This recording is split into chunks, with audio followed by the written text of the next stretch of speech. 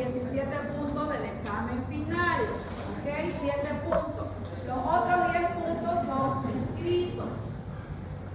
Y puede ser que haya algunos puntos extras de cuando hagamos el taller de insulina, porque va a haber de último un taller de insulina, ya de insulinización, de cómo aplicar, cuánto aplicar, qué tipo de jeringa, que, o sea, todas esas cosas, ¿ya?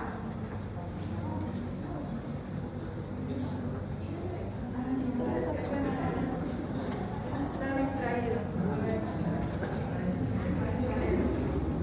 Metabolismo de los líquidos.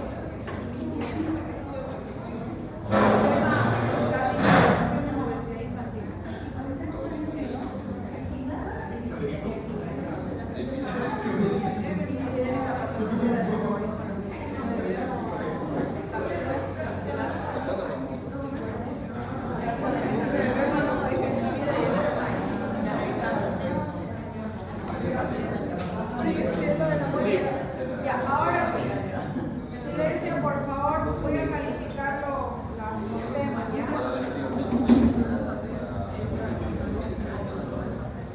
Ya, bien.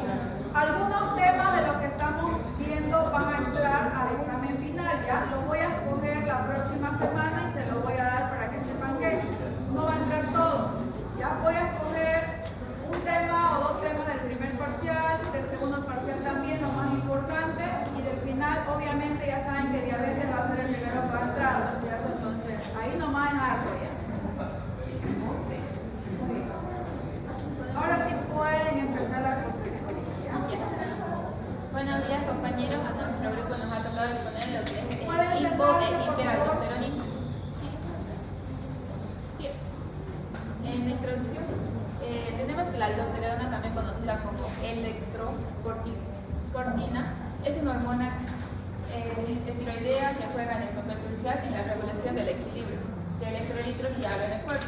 Se sintetiza en la zona glomerular de la corteza suprarrenal y es la principal minerocorticoide del cuerpo. Sus funciones de la aldosterona tienen la regulación de los niveles de sodio, el agua de líquidos extracelular y así como la secreción de potasio. También secreta lo que son los iones en los tejidos, como las glándulas salivales, la mucosa intestinal y las glándulas sudoríparas. En su síntesis y mecanismo de acción vamos a encontrar que la síntesis de la aldosterona está regulada por el sistema renina-angiotensina y responde a los cambios en presión arterial y lo que es los niveles plasmáticos del sodio y el potasio. También actúa sobre los receptores de las minerocorticoides en los túbulos distales y conductos colectores de la nefrona, promoviendo la reabsorción del sodio y la expresión del potasio y el hidrógeno. Regula los niveles anormales. Los niveles de aldosterona pueden verse afectados ya sea por diversos factores, incluyendo lo que es la ingesta de sodio, la actividad de las hormonas como la ACTH y la angiotensina.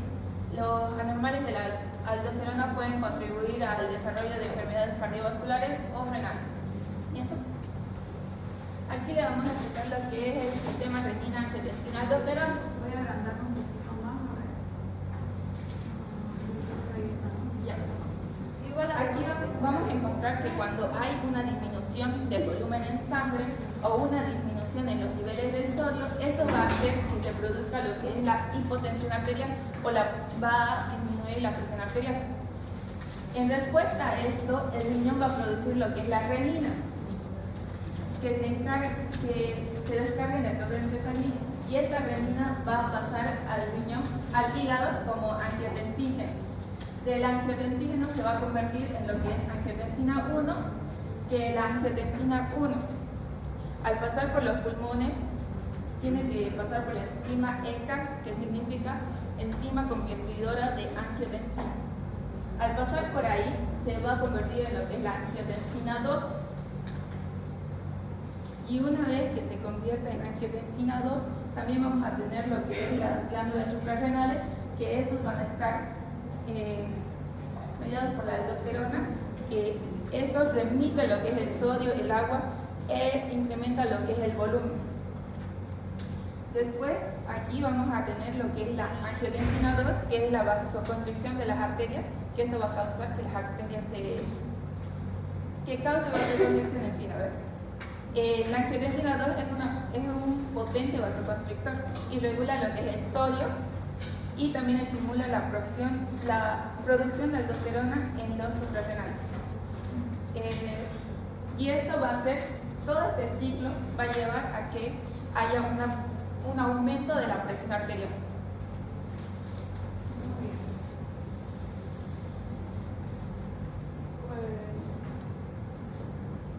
Ahí se puede ver los diferentes tipos de hiperaldosteronismo y hipoaldosteronismo, que en sí se dividen ambos en primario y secundario. ¿Pueden continuar? Hiperaldosteronismo primario, hay dos por si acaso, primario y secundario. El primario se refiere al grupo de alteraciones de la glándula suprarrenal en las que se produce un exceso de aldosterona de manera autónoma, lo que conlleva a hipertensión arterial, retención de sodio, pérdida urinaria, de potasio y alcalosis metabólica. En la clínica podemos encontrar hipertensión, hipotasemia inexplicable, alcalosis metabólica y como diagnóstico, el diagnóstico se basa en pruebas como el test de supresión de aldosterona con dexametasona y la medición de 18 hidroxicortisol y 18 isocortisol en plasma. Para el tratamiento se puede incluir cirugía o el uso de corticoides. Siguiente, por favor. En el hiperaldosteronismo secundario, como concepto sería que es un aumento de la producción suprarrenal de aldosterona en respuesta a estímulos no hipoficiarios y no suprarrenales, como una hipoperfusión renal. En la clínica se puede observar también hipertensión, hipopotasemia inexplicable, alcalosis metabólica, y para el diagnóstico se sospecha en pacientes hipertensos con hipopotasemia y se mide la actividad plasmática de aldosterona y de renina. Para el tratamiento, el tratamiento consiste en corregir la causa subyacente, es decir, el origen de la enfermedad.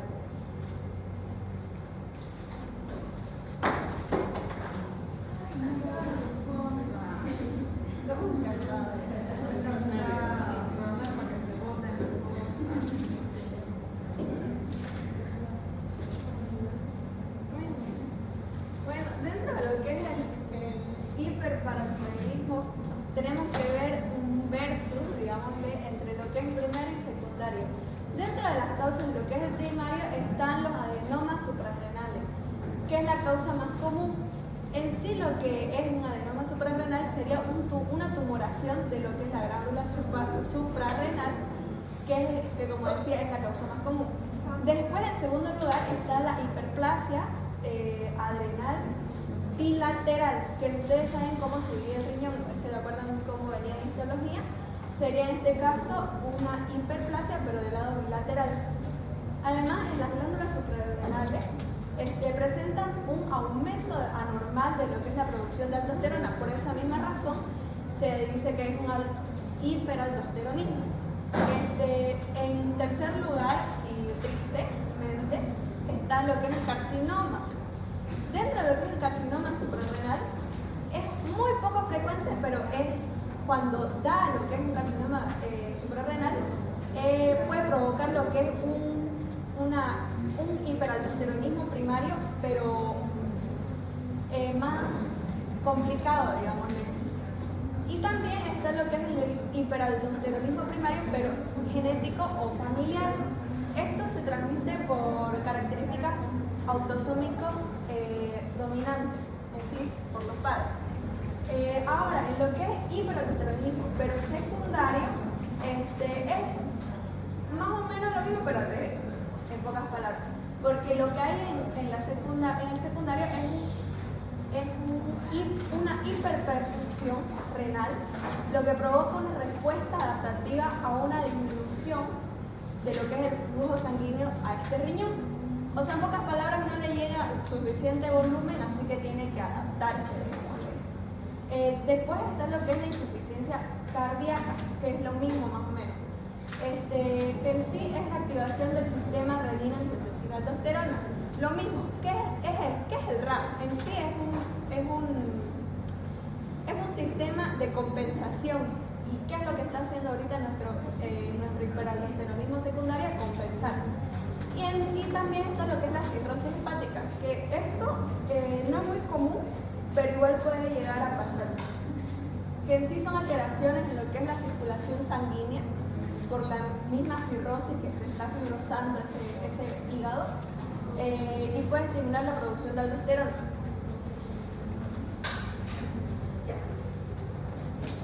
Ya.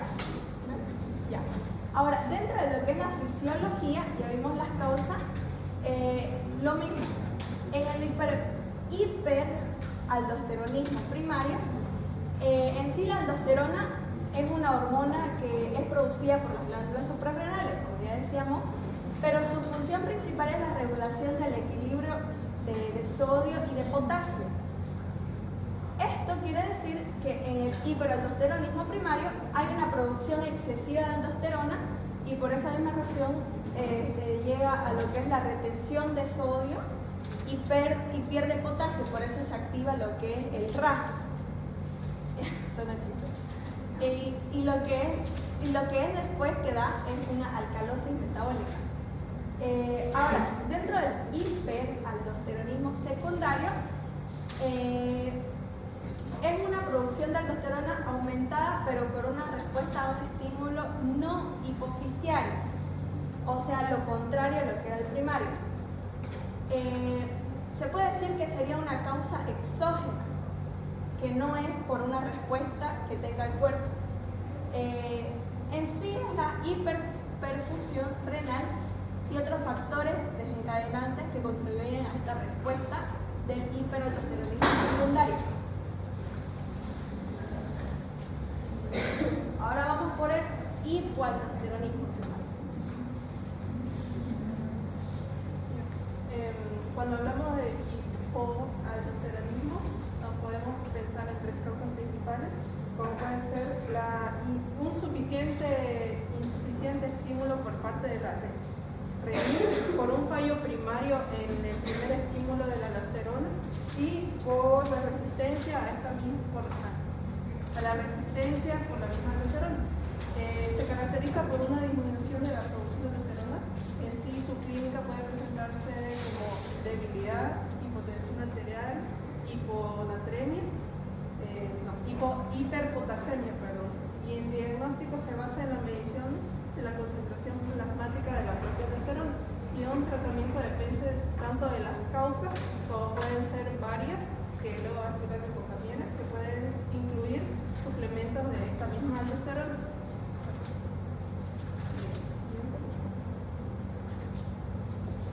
El hipoaldosteronismo secundario se puede presentar por una disminución de la producción de aldosterona en respuesta a estímulos no hipofisiarios ni no suprarrenales. Y la clínica de esta igual puede presentarse casi lo mismo: debilidad, hipotensión arterial y hiperpotasemia. Y este diagnóstico se sospecha en pacientes con hipopotasemia y se mide la actividad plasmática de la aldosterona y la renina. El tratamiento también siempre es por causa subyacente. Gracias. Ya, ahora vuelvo yo.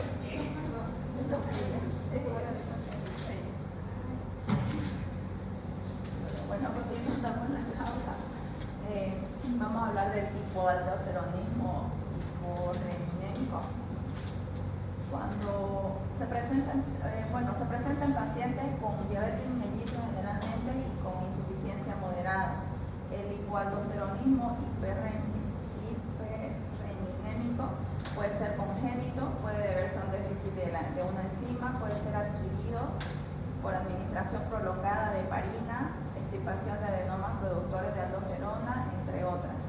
Y otras causas también pueden incluir enfermedades autoinmunes, patologías infecciosas y factores iatrogénicos.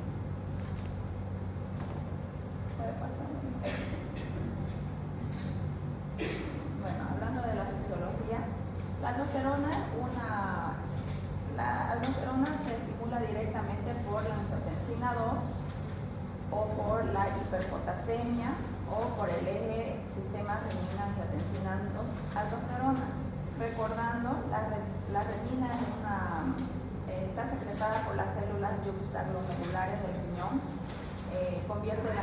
alucinógeno que se secreta en los hepatocitos del hígado en angiotensina 1, y la ECA, secretada por el endotelio vascular del pulmón, convierte la angiotensina 1 en angiotensina 2. La angiotensina 2 estimula la liberación de aldosterona, que es secretada por la zona glomerulosa de la corteza suprarrenal. ¿Cuáles son los efectos de la aldosterona? La aldosterona va a estimular la producción de proteínas como la de sodio y potasio, ATPasa y los canales de sodio epiteliales en los túbulos renales distales, que regulan la absorción de sodio y la excreción de potasio. Puede pasar, por favor.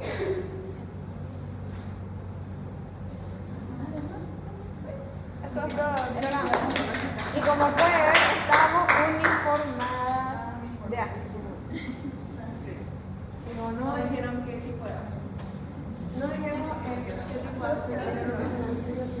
Ay, la tenía así, dimos el otro grupo. Muy bien, pasando al otro grupo.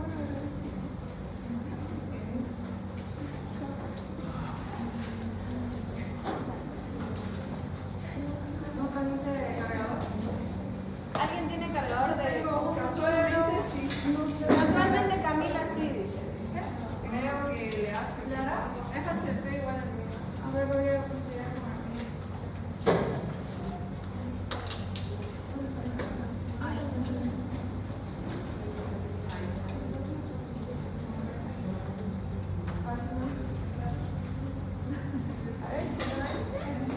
Pero a ver si claro. A veces entra, pero no carga. Mi computadora. ¿Cómo me estás contagiando?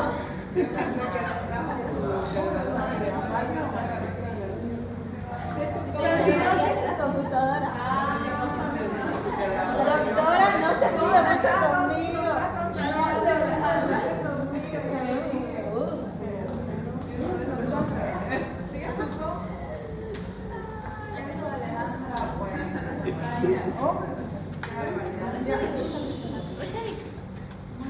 Presenten, por favor. Buenas noches. Recién le iba a presentar.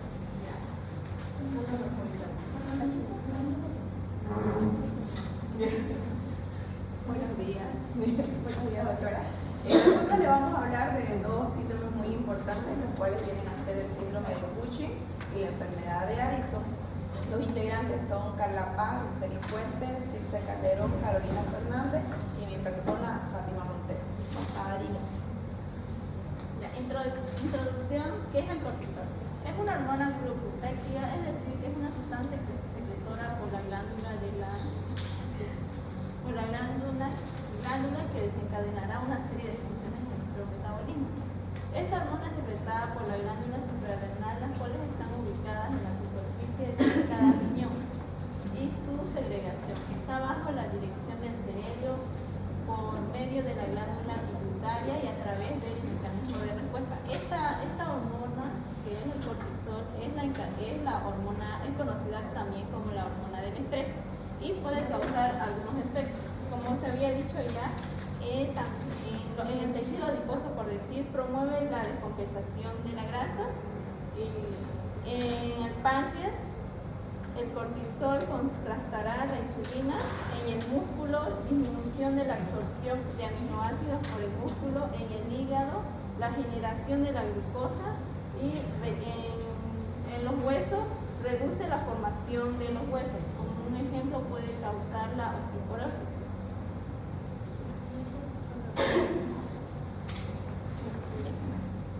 Yo les voy a hablar sobre la fisiología del cortisol.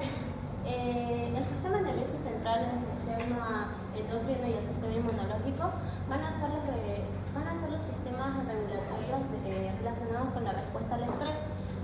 Cabe recalcar que la hormona del cortisol también se la conoce como la hormona del estrés, ¿ya?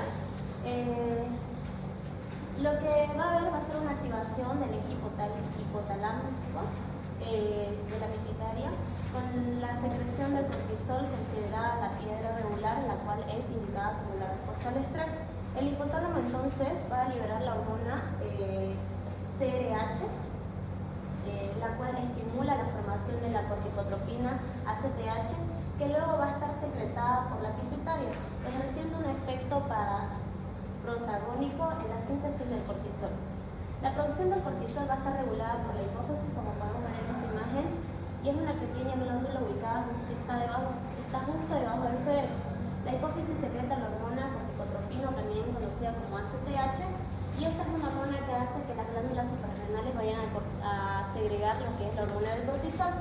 En esta imagen se va a entender más. El hipotálamo va a segregar lo que es la CDH y lo va a mandar hacia la de la hipófisis. La de la hipófisis va a segregar lo que es la ACTH y esta se va a ir a las glándulas suprarrenales, donde va a ser liberada el cortisol. En un resumen más claro. La fisiología del cortisol va a tener una fuerte relación con lo que va a ser el ritmo circadiano. La secreción de CRH va a ser se va a ver regulada también por el ritmo circadiano. Como podemos ver en esta imagen, el cortisol va a bajar a partir de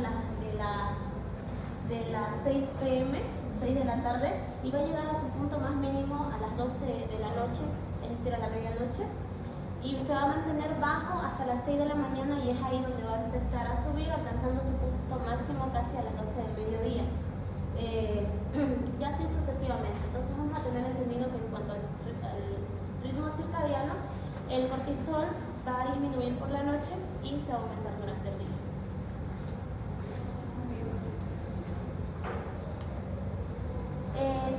Hablando sobre el cortisol alto, vamos a tener en cuenta que los glucocorticoides afectan casi todas las células del cuerpo, por lo tanto el exceso de esta hormona va a tener varias manifestaciones, generando muchas de las funciones fisiológicas de nuestro cuerpo.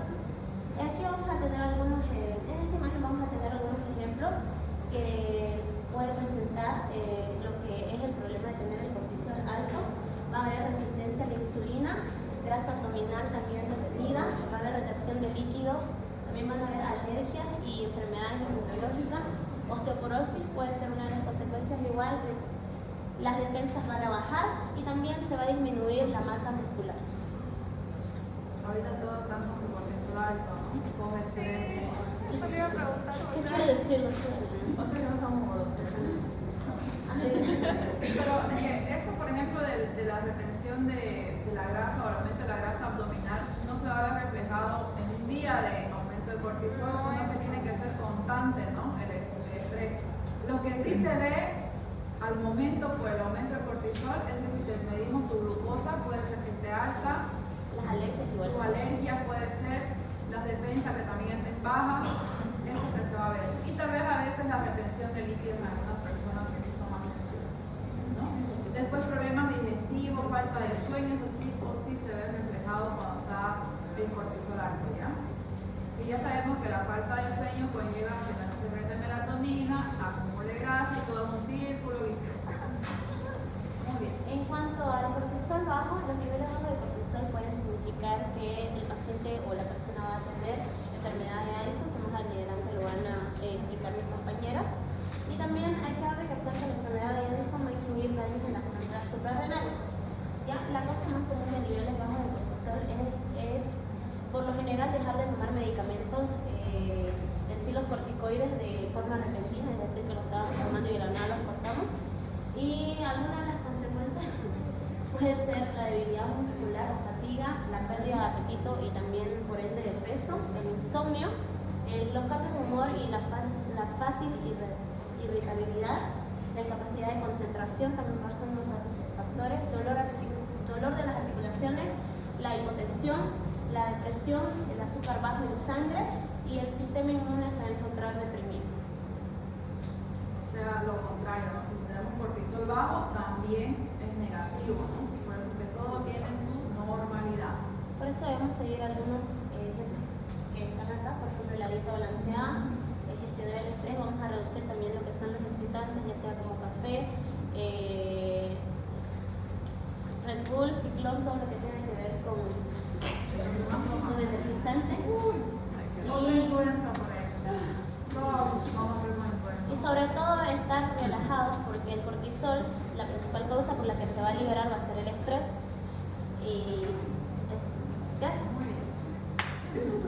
Introducción al síndrome de Cushing. El síndrome de Cushing es un trastorno causado por el proceso prolongado de cortisol, que es una hormona producida por las células adrenales. Este síndrome es causado por el exceso del cortisol, que sería una enfermedad ya patológica.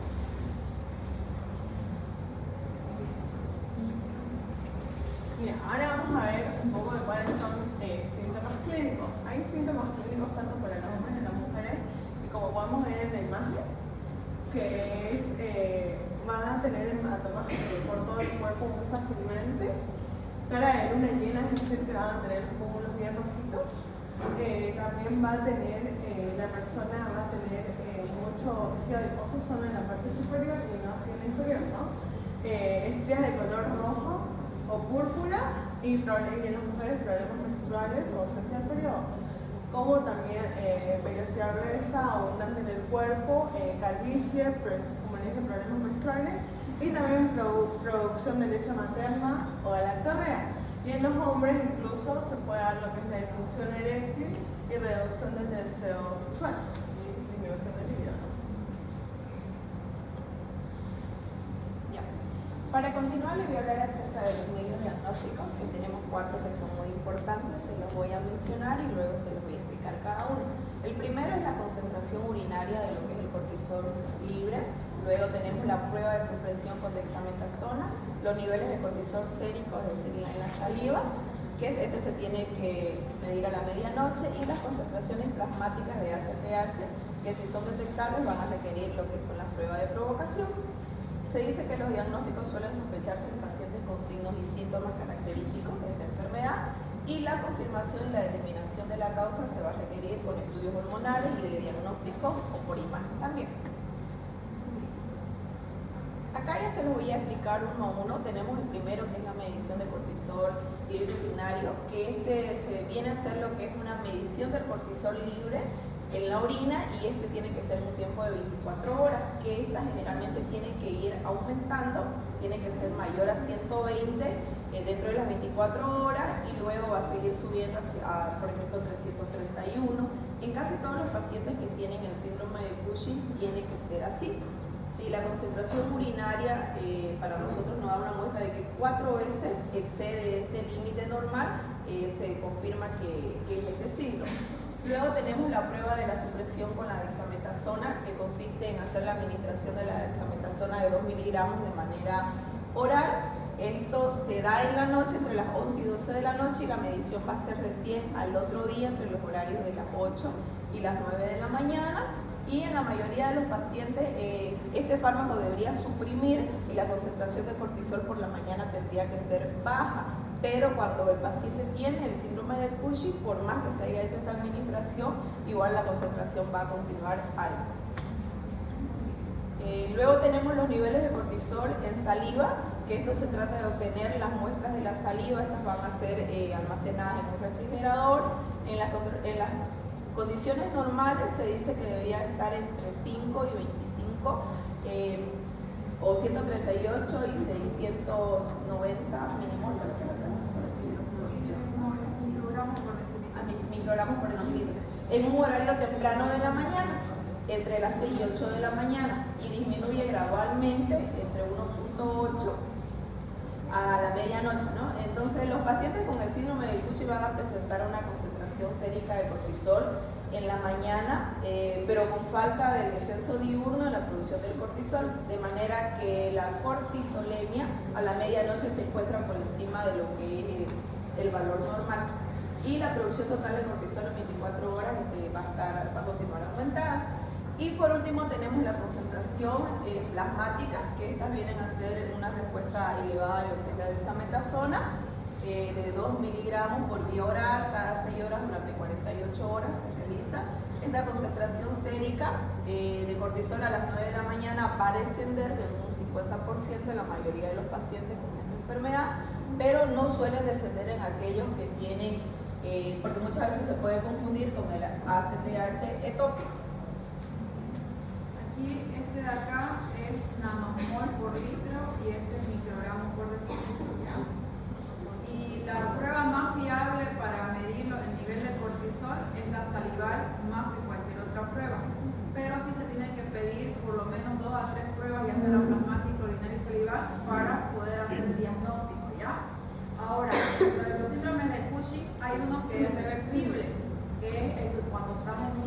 cortisol, ¿no? O de algún corticoide, por ejemplo, de Dexa, hidrocortisona, donde la persona suspende el tratamiento y todo vuelve a la normalidad, es reversible. Pero estos otros tipos de síndrome de Cushing no son reversibles, ¿ya? O sea, no son tan fáciles de tratar, no son los tumores que hay que sacar. A ver, ahí van a hablar del tratamiento. Ahora vamos a hablar sobre los tratamientos para el síndrome de Cushing. Van a servir algunos para reducir el nivel de cortisol en el cuerpo, mientras que hay tratamientos que van a ayudar a la eliminación total, como decía la doctora, pero esto va a ser en caso de tumores. Entre tratamientos vamos a tener que reducir el uso de glucocorticoides, ya que esto aumenta la producción de esta hormona, la cirugía, que es cuando hablamos de un tumor, radioterapia, que es próximo a una cirugía, o otra alternativa, y los medicamentos. Cuando hablamos sobre reducir el uso de glucocorticoides, estamos hablando de controlar los síntomas mediante una reducción de la cantidad de toma. Esto se hace con cuidado y a lo largo del tiempo mientras se sigue controlando la afección por la que lo toma. Esta determinación lo va a tomar el endocrinólogo, porque con los medios de diagnóstico va a poder ver qué medicamento hace que aumente la producción de corticoides. Después tenemos la cirugía. Si el síndrome de Cushing es provocado por un tumor, el proveedor de la atención médica va a ser, la recomendación va a ser extirparlo. Esto lo va a hacer el neurocirujano y va a proceder un cuidado en cuanto a un cuidado con un endocrinólogo, ¿ya? Si es que no se ha podido extirpar completamente el tumor en la glándula pituitaria, entonces se hace una radioterapia, que es cuando el cirujano no puede extraer por completo el tumor y se necesita de la radioterapia junto con la cirugía. Lo que va a hacer es que la radiación pueda administrarse en pequeñas dosis a lo largo o en una dosis máxima de una sola vez. Ahora, ¿cuáles van a ser los medicamentos?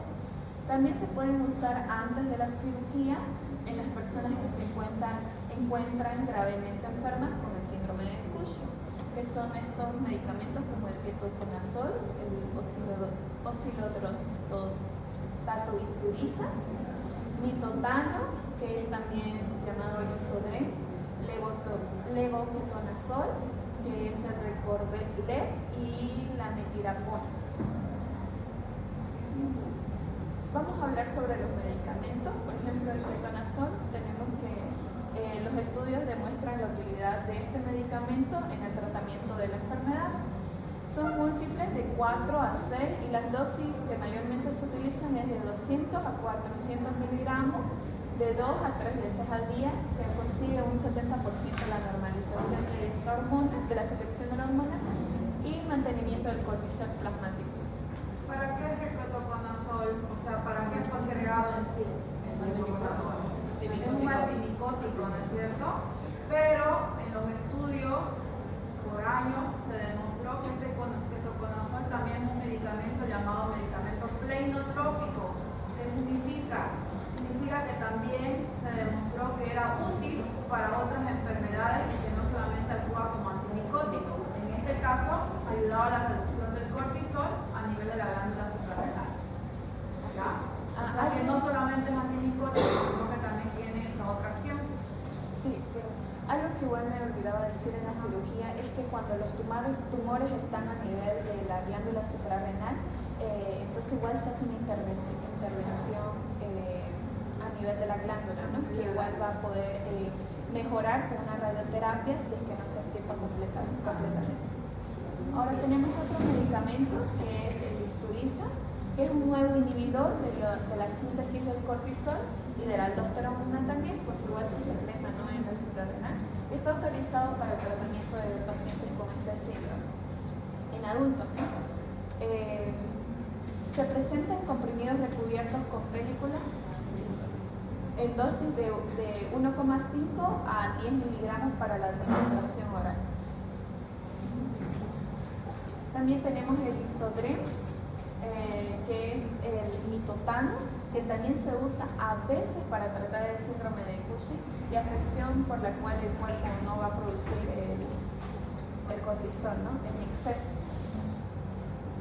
El levoketonazol, que un estudio demuestra que puede suprimir la síntesis también del cortisol y también de la testosterona, lo que se traduce en posibles beneficios clínicos para el paciente y mejora los síntomas que están relacionados con el exceso del cortisol, pero también están relacionados con el hiperandrogenismo en mujeres.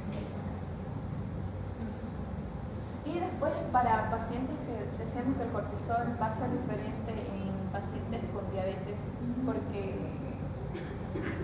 entonces los medicamentos van a ser diferentes. Está, por ejemplo, la mifepristona, está aprobada en personas con síndrome que tienen diabetes tipo 2 o un nivel alto de glucosa en sangre. Es por eso la evaluación en cuanto a los exámenes de sangre, ¿no? También tenemos lo que sería la pasireotida, que se va a administrar en forma de inyección 2 veces al día, y esto lo que va a hacer reducir la producción de corticotropina del tumor, lo que disminuye el nivel de cortisol, y se están desarrollando otros medicamentos. Para el uso de este es necesario un diagnóstico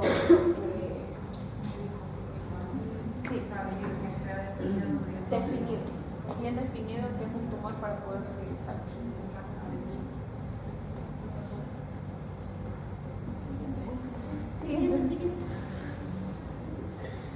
Eso era por si estaban atentos. Y en cuanto a la enfermedad de Addison, es también conocida como insuficiencia suprarrenal. Esta es una afección poco común que aparece cuando el cuerpo, más precisamente las glándulas suprarrenales, no producen una cantidad suficiente de cortisol y una cantidad muy baja de otra hormona denominada aldosterona. Como sabemos, las glándulas suprarrenales tienen la parte de la corteza y la médula, ¿no? En este caso va a estar afectado lo que es la parte de la corteza. La enfermedad de Addison se desarrolla en alrededor de 4 sobre 10.000 individuos, a 100.000 individuos. Por eso decimos que es poco frecuente, ¿ya? Se identifican personas de todas las edades con una incidencia equivalente en ambos sexos y una tendencia a manifestarse clínicamente durante situaciones de estrés metabólico, infección o traumatismo. Ya, como agentes etiológicos tenemos, es decir, ¿por qué se va a dar esta enfermedad, no? Se va a dar por enfermedades autoinmunitarias. También se puede dar por infecciones como la tuberculosis, VIH o infecciones micóticas. También se da por administración de fármacos que bloquean la síntesis de corticoides. También se puede dar por hemorragias dentro de las glándulas suprarrenales, por eso las glándulas suprarrenales se van a ver afectadas. Y también tenemos tumores y, como último, necrosis inflamatoria. Ahora, hablando sobre los síntomas clínicos de síndrome de Addison, estos se caracterizan porque van a presentarse gradualmente. Esto quiere decir que al principio no pueden notarse como tal, pero conforme pasan los meses o por una enfermedad o una lesión o un estrés puede empeorar las lesiones. Algunos de los síntomas que vamos a tener va a ser fatiga extrema, va a haber pérdida del apetito y la pérdida de peso por ende, zonas de piel oscurecida, la presión arterial baja, van a estar en bradicardia, incluso desmayos, antojo de consumir sal, nivel bajo de glucosa en sangre, también llamado hipoglucemia, las náuseas, diarrea o vómitos, va a haber dolor abdominal, dolor muscular y articular, van a encontrarse irritables, con depresión y la caída de pelo del cuerpo o con problemas sexuales en algunos casos. Ahora, si lo relacionamos con la insuficiencia suprarrenal aguda, conocida como crisis de Addison, va a ser una crisis que va a tener como síntomas la debilidad intensa, el paciente se va a encontrar confundido, van a tener dolor en la parte baja de la espalda o en las piernas, también dolor abdominal, vómitos, diarreas intensos y que van a llevar a una deshidratación, ¿no?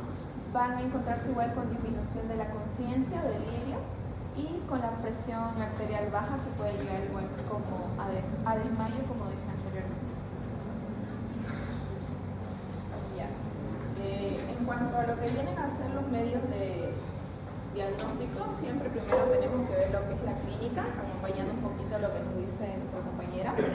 Nosotros vamos a encontrar el paciente que va a tener náuseas, vómitos, diarrea, va a presentar dolores abdominales y además de eso algo característico es que va a presentar pérdida del vello, tanto en la parte axilar como en el pubis, y también va a tener pérdida de líbido, amenorrea.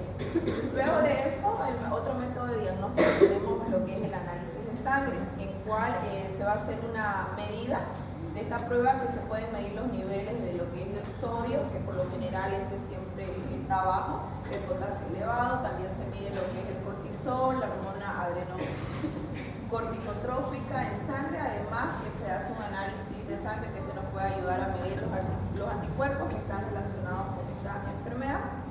Y también tenemos otro método de diagnóstico que es la prueba de estimulación con la hormona adrenocorticotrófica.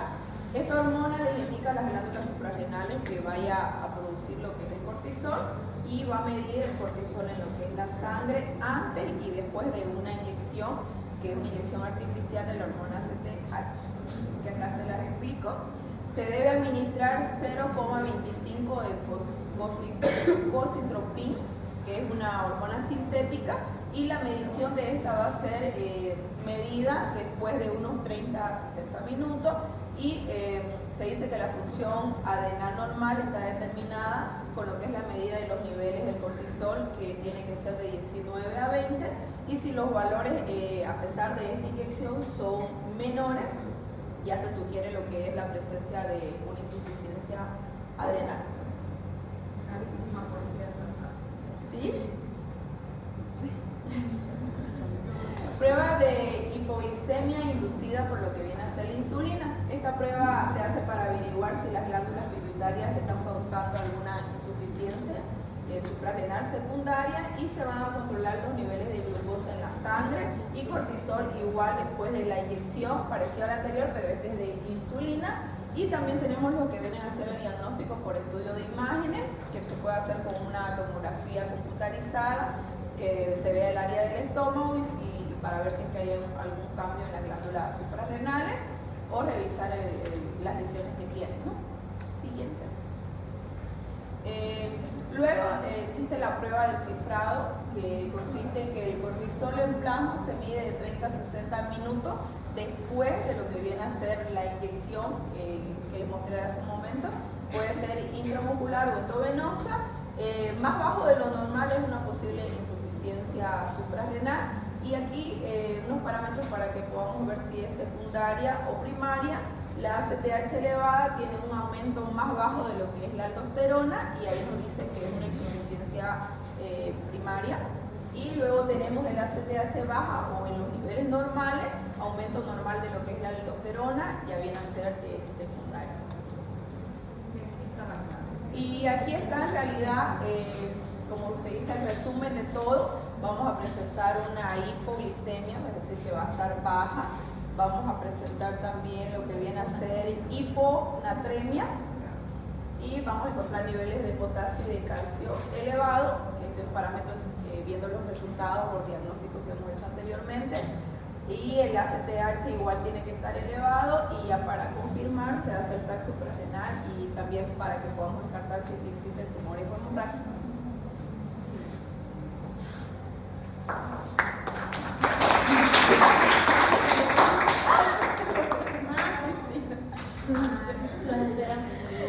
Hacemos trabajo. La próxima clase le toca poner fisiología de la